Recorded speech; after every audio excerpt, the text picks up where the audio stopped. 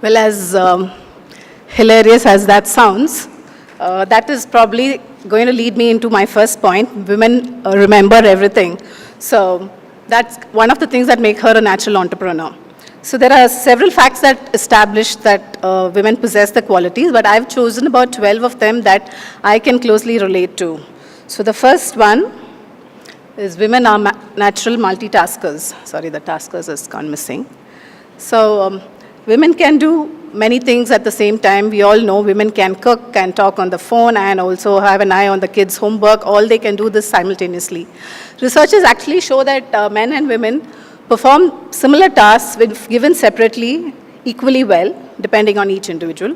But if you combine them all together and ask them to handle it all simultaneously, women definitely have the knack of handling 100 things at the same time.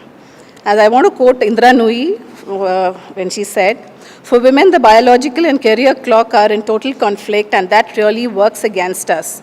Women who manage boardrooms and billion-dollar deals are still expected to keep an eye on what's for dinner, whether the linen has been changed, what vegetables are in stock, and whether the children have completed their homework." But I don't think that's such a big deal actually now, because women are wired to handle all these things simultaneously. So women are great at multitasking. So that's one of the primary qualities that makes them a naturally good entrepreneur. They have this very strong sense of intuition, the sixth sense. They have possessed this something called the sixth sense. I'm sure all of you would have heard a woman say, "I don't get a good feeling about this," or, I mean, all you husbands, I'm sure your wives would have told you sometime, I don't get a good feeling about that person, and, things like that. Women just have this natural intuition which gives them like a warning sign, or probably tells them, yes, you should go ahead and do this. So I think that when they apply it in the business, they do end up making the right business decisions. Women are not afraid to speak their mind. So again, there are many times when it comes to business, you have to be very clear. You have to say it as it is. There's no point in brushing some things. If something has to be said or done, it has to be done then and now, and not put it off for much later, because then you're going to anyway have to face it. So no point brushing it under the carpet, and you have to just go out there and say it. And women are mostly that way. They never think twice before they have to speak their mind. The next point is women are more open to discuss their concerns with their peers. So they are, when they have a problem, or when they are facing an issue, they are more, they look for people who they could relate to, who probably are in a similar situation, and try and communicate with them, try and, take some help from them. So they create these natural mentors. So women have this tendency to create mentors in whatever they do, and that kind of helps them to find solutions also to their problems easier. So even in business, I'm sure that is getting applied, and that again that quality helps them in their business.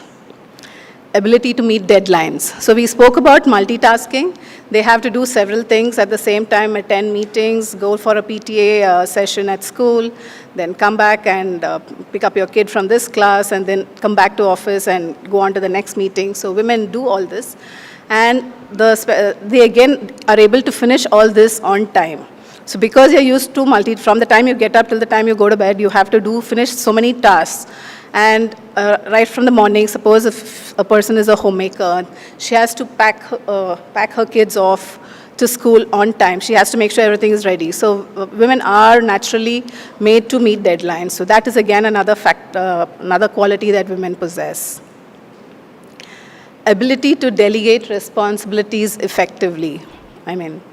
That again, I suppose, needs no explanation. Women are, whether you're working or not, you still need help to run your family. So right from delegating responsibilities at home to your domestic help, to your other family members, whether it's taking care of your children, women know to have this knack of being able to identify who's good at what and get them to help them in whatever they want to do.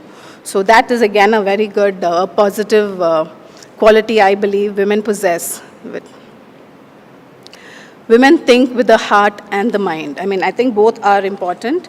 You can't just discount one for the other.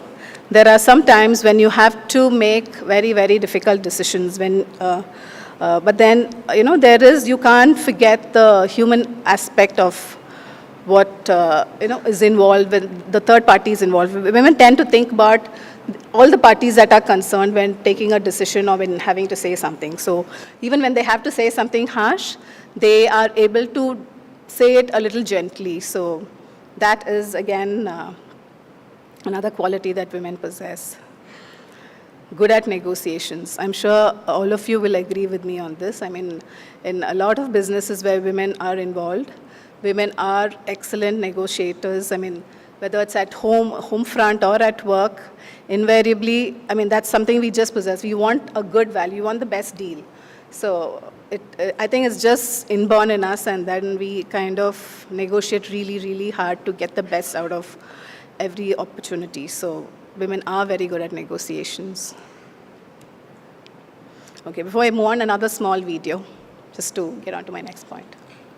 It's Summit stand-up comedian. Men and women both play mind games. Men and women both play mind games. The difference is that a woman is playing chess.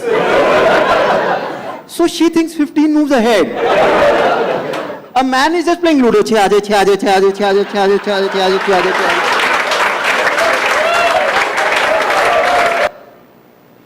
that's just a small video to show you that women are very far-thinking. They are able to think from all aspects. So that makes them very good problem solvers. So you can, I'm sure all of you heard of the term agony aunt. There's a reason why they came up with that term, because I'm sure in every neighborhood or in every family there is that one woman that everybody likes to go to with their problems, and the woman there is able to understand. I mean, she is able to take a more holistic view of the whole thing and try and come up with solutions. So that is again another very, very interesting quality that women possess. And in businesses, we know day in and day out, problem solving is a skill everybody needs to possess. So I suppose then it comes naturally to them, so it's all the more better. Very, very good at crisis management. Again, no explanations required. I mean, women do know how to handle, since you're used to multitasking, you're used to handling several things at the same time. When some crisis strikes, you know exactly, and you always tend to, I mean, women always tend to take a very holistic point, as I said already. So they also know, they prepare and respond, and as I said earlier, it's not a very short-term solution that they come up with, so they are able to manage things in a slightly better way.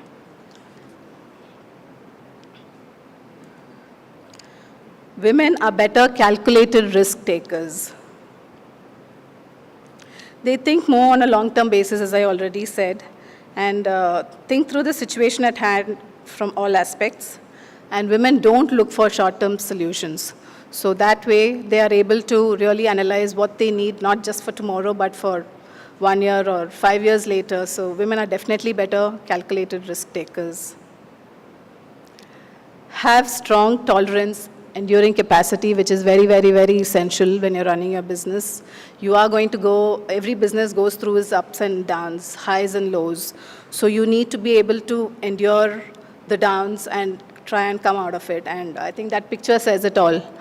Strong enough to bear the children, then get back to business, it says. So women have that in them to be able to endure as much, high amounts of pain. So that is again another, that's the final quality I have noted down here that women possess. But all these, before, on a concluding note, I just want to add that women have all these qualities, they do possess it, but that does not automatically make women a successful entrepreneur. They need to apply these qualities in their business, in their day-to-day transactions, in their day-to-day, dealing with their team members or with their vendors or whoever.